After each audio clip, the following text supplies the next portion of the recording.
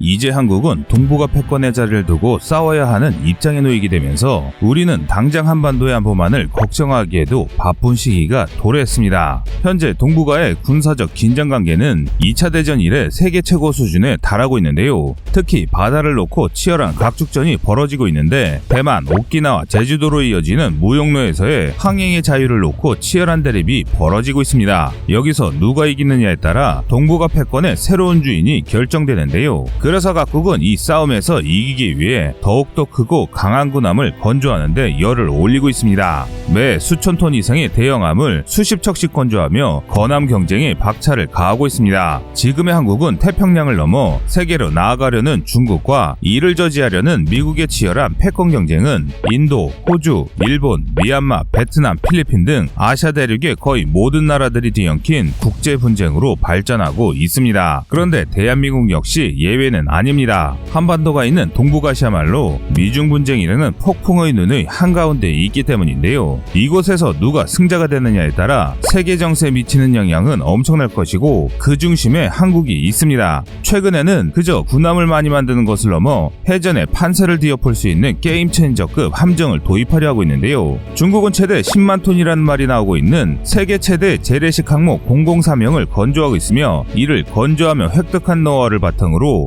중국 최초의 원자력 추진 항공모함 004형을 만들고 있습니다. 또 일본은 다동형 선체를 채용한 차세대 이지스함 설계를 돌입했으며 북한은 핵전력의 완성을 위해 전략 핵잠수함 건조를 선언했습니다. 대한민국 역시 이런 국제적인 움직임에 대응해 한국형 항모 KDDX 등 여러 신규함 건조를 추진하고 있습니다. 그런데 배가 많아지고 함대의 규모가 커질수록 중요해지는 것이 있는데 바로 방공망 무기체계입니다. 현대해전은 미사일로 시작해서 미사일로 끝난다고 해도 과언이 아닙니다. 해상은 지상처럼 변수가 많지 않은 데다 스텔스기처럼 기척을 완전히 감추려 해도 거대한 배를 숨기는 것은 사실상 불가능합니다. 그래서 현대 해군은 그 어떤 군종보다 적의 미사일을 막을 수 있는 방공망에 많은 신경을 기울이고 있는데요. 하지만 점점 고도화되어가는 적의 미사일을 막기는 그리 쉽지 않습니다. 쏟아지는 적의 미사일이 많아지고 빨라질수록 막아낼 수 있는 미사일보다 막지 못하는 미사일이 더 많아지기 때문인데요. 그래서 현대 모든 해군 함정에는 최후 방어를 위한 근접 방어 무기 체계인 시위지가 탑재됩니다.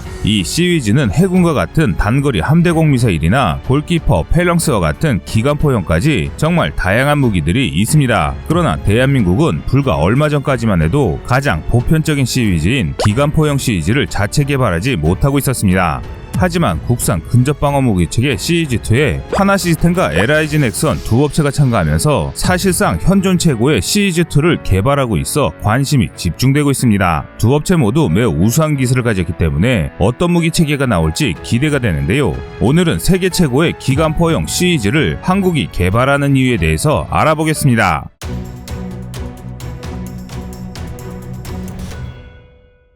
대공포는 전투기와 함께 등장한 무기입니다. 아주 초창기 항공기는 캔버스천과 나무로 만들어졌고 속도도 그리 빠르지 않았습니다. 그래서 보병이 한데 뭉쳐 집중사격을 가하는 것만으로도 격추가 가능했습니다. 하지만 1차 세계대전 중 최초의 금속제 전투기가 등장하면서 보병은 다른 방법을 구상할 수밖에 없었는데요. 그러나 당시 존재하던 기관총이나 포는 하늘을 공격할 수 있을 정도로 각을 높일 수 없었습니다. 그래서 등장한 것이 게틀링포나 기관포의 고각 사격이 가능하도록 만든 대공 기관포입니다. 대공포는 고각 사격을 통해 적 항공기를 효과적으로 방어할 수 있을 뿐 아니라 각을 낮추면 지상의 보병이나 차량을 상대로 압도적인 화력을 뽐낼 수 있습니다. 하나만 설치하면 지상, 공중은 물론 작은 군함까지 격파가 가능해지면서 다용도포로 그 위용을 떨치기도 했습니다. 이런 다목적성은 본격적인 대공포가 등장한 지 거의 100여 년이 지난 지금도 유효합니다. 특히 함대 방공의 최후의 보루로 기능하는 기관포형 시위지는 드론, 자살보트 등에 가장 빠르게 대응할 수 있는 효과적인 대응체계이며 민간 선박을 안전하게 제압할 수 있는 무기 중 가장 강력한 화력이기도 합니다. 이 때문에 레이저포나 미사일보다 훨씬 저렴하면서 효과적인 기관포형 시위지는 거의 모든 함정이 탑재하는 이유입니다. 지금까지 가장 대표적인 것이 네덜란드산 골키퍼와 미국산 펠렁스였습니다. 하지만 모든 외산 무기의 문제가 그렇듯 무기가 단종되거나 개량비가 눈덩이처럼 맹장처럼 불어나며 국방력 강화에 걸림돌이 되고 있습니다. 그래서 해군은 국산 시위즈 개발 사업인 시위즈2를 추진하고 있는데요. 현재 LIG 넥슨은 현무, 해성, 청궁, 해궁 등 이름만 들으면 알 수 있는 국산 미사일 대다수를 개발한 한국의 레이시온이라고 할 수 있습니다. 그리고 시위즈2 사업에서 그 오랜 정통과 경험을 갖춘 업체인데요. LIG는 네덜란드산 시위즈인 골키퍼의 창장비 자격을 갖춘 업체이며 여러 차례 시위즈를 직접 다뤄봤다는 것을 내세워 시위즈 자체 개발에 대한 장점을 갖고 있습니다. 특히 하나나 넥선 모두 시위즈2에 쓸 무장으로 A-10 전투기에 탑재되는 GAU-A 너벤저 기관포가 채용될 예정인데요. 여러 군 전문가들은 같은 GAU-8을 채용한 골키퍼를 만져본 넥스원의 제품이 아무래도 신뢰성이 높을 수 있다는 입장입니다. 뿐만 아니라 레이더 역시 이미 실전 배치가 진행 중인 신형 대포병 레이더2에 쓰이는 레이더를 사용했기 때문에 전체 시스템을 새로 만들어야 하는 하나보다는 장비의 신뢰성이 높을 것으로 예상하고 있습니다. 그런데 이 대포병 레이더가 심상치 않습니다. LIG의 대포병 레이더2는 2021년 6월 현재 기준으로 개발이 완료된 국산 A사 레이더 중 전력화까지 완료되어 실전 배치가 이루어진 유일한 레이더입니다. 한국이 개발한 대포병 레이더2는 한국군이 그동안 써왔던 스웨덴산 아서K보다 탐지거리 및 운용시간을 비약적으로 높인 한국산 레이더입니다. 기존 수입산 레이더는 탐지거리가 약 40km였지만 한국형 대포병 레이더2는 60km를 넘으며 연속 운영 시간도 아서K는 약 6시간인 것에 반해 한국형은 2시간 이상 더 깁니다. 또한 대포병 탐지 레이더는 A사 레이더 방식으로 아서K보다 동시 표적 처리 능력이 월등히 뛰어나 외국산 레이더 대비 동시 표적 처리 능력도 2배로 뛰어납니다. 무엇보다 가장 큰 장점은 국산화율이 95%에 달해서 고장이 날 경우 수리를 포함한 군수 지원을 원활하게 할 수 있어 작전 공백을 최소화할 수 있습니다.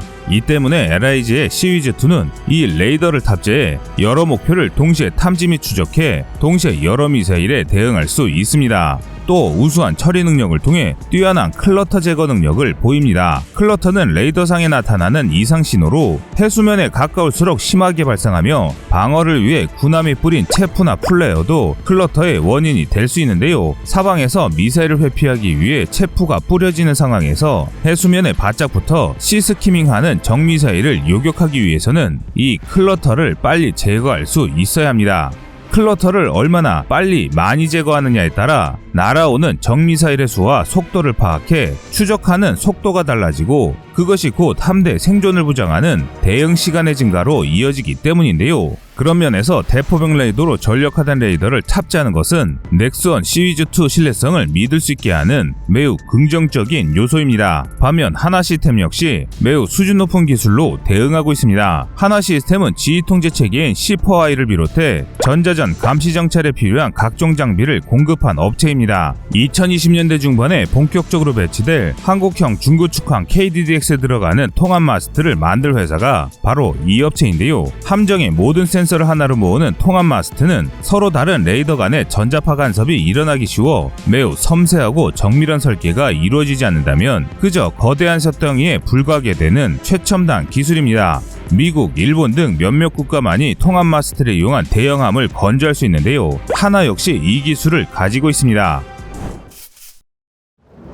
그리고 우수한 레이더 설계 능력은 클러터를 빠르게 처리하고 신속한 추적을 해야 하는 시위즈2에서 반드시 필요한 능력인데요. 훨씬 더 복잡하고 고도의 기술을 요하는 장비를 제조할 수 있는 하나이기 때문에 시위즈2에 사용될 시스템도 LIG 넥스원 못지않을 것이라는 게 전문가들의 의견입니다. 또한 대공포의 가장 핵심인 기관포 역시 같은 계열사인 하나디펜스는 30mm 차륜형 대공포 사업에 참여한 바가 있기 때문에 이 또한 세계적인 수준의 기술력을 보유했습니다. 그런데 특이한 점은 두 업체 모두 레이더 반사 면적을 최소화한 미래적인 모습의 시위즈2 모습인데요. 시위즈는 반드시 노출되어 있어야 하기 때문에 함정의 스텔스 설계에 영향을 줄 수밖에 없습니다. 그래서 레이더의 크기를 줄이고 포신까지 스텔스 기법을 도입했습니다. 정말 이대로 만들어진다면 한국이 개발한 시위즈는 세계 최고의 기관포용 근접 방어 무기가 될 것으로 알려졌는데요. 그런데 일각에서는 수십 년 된 GAU-8 기관포보다는 첨단 설계가 적용된 40mm CTA-탄이 우수하다는 주장이 있습니다. CTA-탄은 탄두를 탄피 안에 내장해 탄의 부피를 줄이면서 위력은 극대화한 신형탄입니다. 장전장치 역시 간소화되어 미래군함의 시위즈 체계로 각광받고 있습니다. 하지만 우리 군은 아직 많은 수의 골키퍼와 펠렁스를 운영 중이며 보조 목적의 대공포용 시위즈를 CTA-탄을 적용한 40mm로 만드는 것은 여러모로 한계가 많습니다. 또한 이와 별개로 방산무기는 성능도 중요하지만 그 무기 체계의 우수한 신뢰성이 담보되어야만 양산될 수 있습니다. 그래서 수탄 검증을 받은 30mm 기관포와 달리 CTA-탄을 사용하는 40mm 시위즈는 아직 검증받지 못했습니다. 전쟁의 승패를 가르는 결정적인 무기라면 좀 무리를 해서라도 채택할 수는 있어도 안정적으로 작동하는지가 제일 중요한 최후 방어 무기에는 신기술을 접목하는 것은 그리 현명한 선택이 아닙니다. 이 마지막 무기가 우리 장병들의 최후의 목숨줄이 되기 때문입니다. 그래서 다른 군사 선진국들도 차세대 군함에 각종 신무기를 탑재하더라도 시위즈는 30mm 기관포용으로 장착하는 것이 이 같은 이유 때문입니다. 과거 대한민국은 무기를 살 줄만 아는 국가로 인식됐습니다. 또 외국 방산업체의 일방적인 갑질에도 제대로 된 대응도 못하던 시기가 있었습니다. 그러나 지금은 점차 다른 모습을 보이고 있는데요. 한국이 추진하는 시위즈가 개발된다면 이 분야에서만은 세계 최정상의 기술을 보유한 국가는 우리 대한민국이 되는 것입니다. 여러분의 생각은 어떠신가요? 시청자님의 현명한 의견을 댓글로 남겨주시기 바랍니다. 여러분들의 좋은 의견이 좋은 영상을 만드는데 많은 힘이 됩니다. 이상 꺼리튜브였습니다.